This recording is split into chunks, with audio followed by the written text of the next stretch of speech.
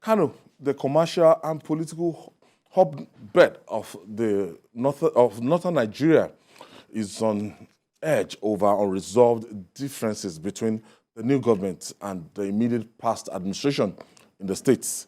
Hundreds of protesters stormed the streets of Kano to express their displeasure over ongoing demolition by the state government. Speaking on behalf of the protesters, Zaradin Sani Baba of the Coalition of Good Governance and Change Initiative said if Governor Abba Yusuf has anything against his predecessor, he should call him to answer questions instead of punishing innocent Nigerians and destroying their investments.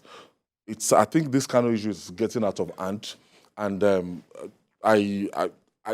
when I saw this story, and I was just like, no, I will not blame Abba Yusuf. I'll start from Kwakwanso and Ganduje. Yes, they have the good states now. NNPP, congratulations. You guys won and you dealt a decisive blow against the ruling APC and everything. But then, hitting the ground running, not by demolishing properties across the states in front of government house. And no, it doesn't make sense. You see, Governor Abba Yusuf is going to hand a sobriquet, demolition governor. You understand? The truth of the matter is, when you govern with a human face. There was a market they destroyed. Traders were talking about losing what? Losing millions. Goods valued. I think this is a roundabout in front of the government house. You are impoverishing people in a state where you already have so many people, where so many poor people. Instead of you to come out with what you are going to do to deal with the Almajiri situation, so many poor people. I'm telling you, the number of Almajiris in Kano roaming about. You are demolishing buildings, saying that you want to restore the master plan, urban master plan of the city. Now, nobody says you should not do the right thing. But how do you do it? For those people whose properties, especially those poor people, whose properties you are demolishing, do you have alternative plans for them? What are the programs you are doing out for them? Anyway, they have approached. Somebody has approached the court already. There's an ex parte. It's like a pure vendetta. Yes, there's an ex parte order that the demolition exercise should stop for now until the case is determined in court, and the court has promised to grant accelerated hearing on the matter. But Governor Abba Yusuf, if his case is not taken, he will go down in the Hall of Infamy.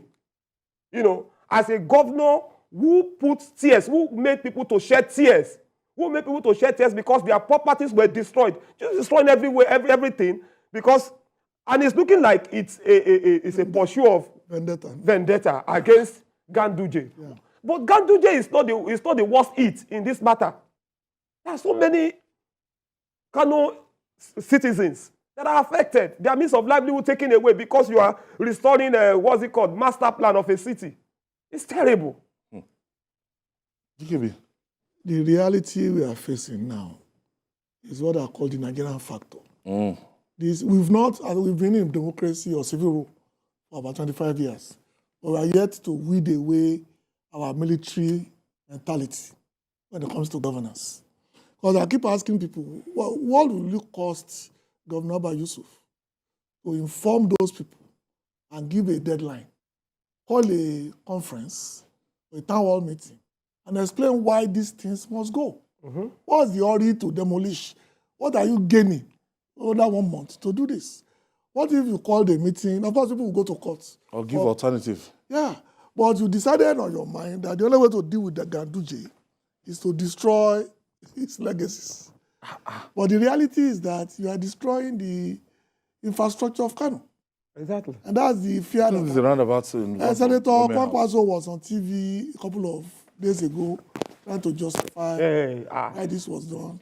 Trying to defend it. And it's looking as if it's Kwankwaso ruling. Yeah. Not this Abba Yusuf is not a man of his own. It's like saying we are now in charge. Yes, that's what I feel. That's the feeling I get. So it's an extension of the beef between former Governor Kwakwanso and his protege. No, it's a Kwankwaso Ganduje war, part 4.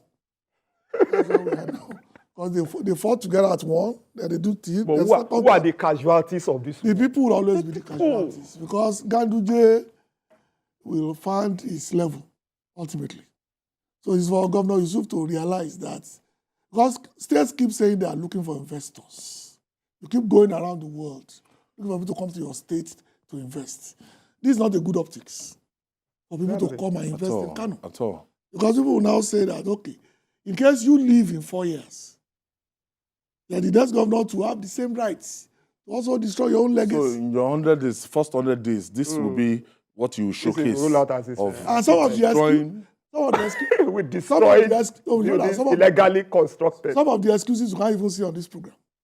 All manners of excuses why. It looks more like one religion. It's against one religion. No. Doesn't work. No. The same people go to Saudi Arabia. They go to Hajj. We know the level of quality improvements that the Saudi government does to Mecca and Medina every year. This year alone, they've introduced a train from Mina to Khalifa, something that our father walked for 3 days. It was introduced. So that we took buses at our time. People are now taking trains that will take them from Muna to the place in 20 minutes. You can't be more Islam than that now. To throw the stone at the devil that people used to die every year, the Saudi did the next best thing. They built a 7-story building.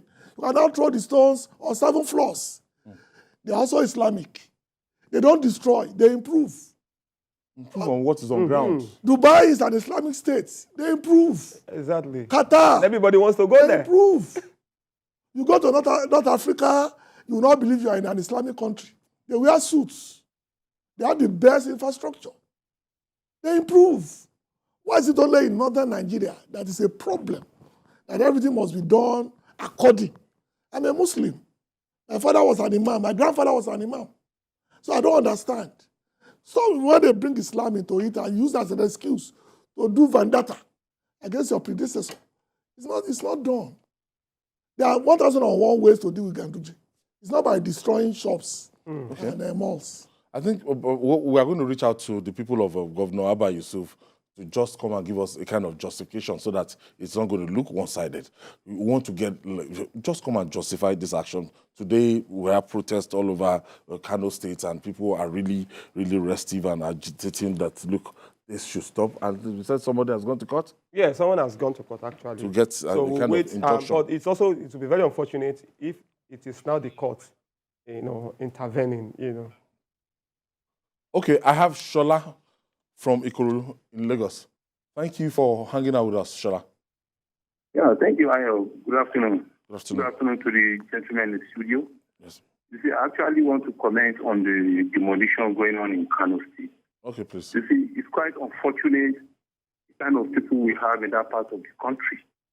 You see, taxpayers' money, when people are crying of no money to eat, no money to survive, the money that was supposed to be invested, they invested it on the infrastructure, and somebody come and start demolishing it.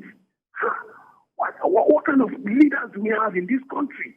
This is so painful, so barbaric, honestly speaking. If it were to other states, there would have been protests going on. And that is the truth. Honestly, something should be done about this governor, whatever his name is. His name is Governor Abba Yusuf. Abba Yusuf. Abba Yusuf, Gida. Governor Abba Yusuf, yes. Governor Abba, something needs to be done about it.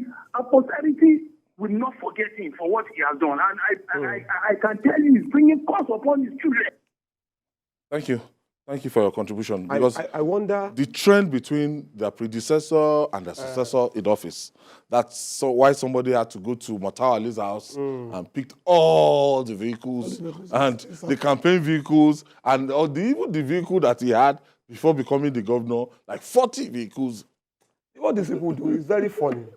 But I wonder whether Governor Yusuf, when he was campaigning, was telling people of Kano that when you elect me as governor, I'll be demolishing your buildings. I'm sure if he had told them that, they would not have voted him. So what he's doing here, what he's doing now, is different from what because I'm sure he promised them a better life.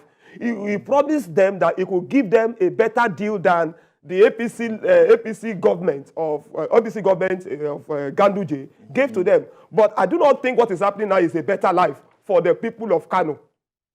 So I think we should appeal to the Godfather, Kwankwasia.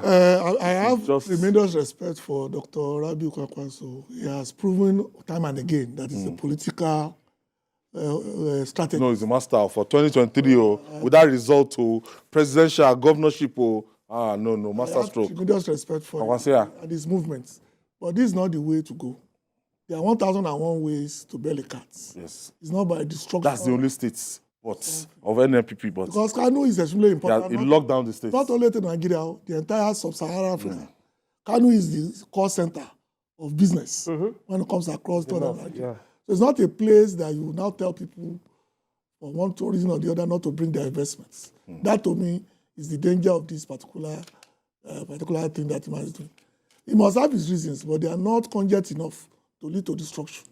There are 1,001 ways to solve this problem without reverting to destruction of lives and properties. I want to thank you, Paul Dada, for your contribution today. And Osiare, we are counting down to... Yeah, Salah is Wednesday. Is it Thursday or Friday?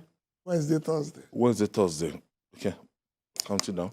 So, Gani Kairi Balogun, thank you for your contribution. And that's our offering today. Join us tomorrow for another episode of the program.